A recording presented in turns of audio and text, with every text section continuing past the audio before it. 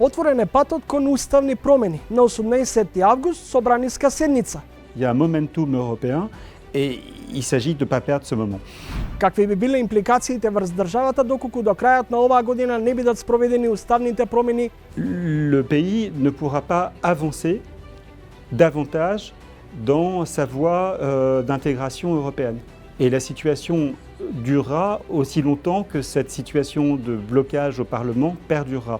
Како член на работната група, апсолутно со ништо не е загрозен македонскиот идентитет со уставните измени и индициите се дека може да влеземе во втор бран на изолација. Таа изолација може да доведе до некоја внатрешна имплозија која што дури би можела да ги заследи меѓуетничките линии. Неказнивоста, неажурноста, селективноста и натаму аномалии во македонското политичко и општествено поднебје. Немаат доволно отпорни системи на корупција. Дали во случајот со вице-премиерот може да има тука и обид за прикривање? Сме го регистрирале тој висок ризик од корупција, дека поради прикривање на својот имотот се става на име на некој близок.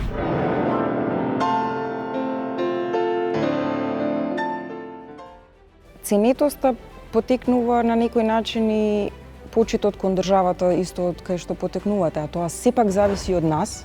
Следете го последното издание на Трилинг за оваа сезона, петок 20 часот и 45 минути.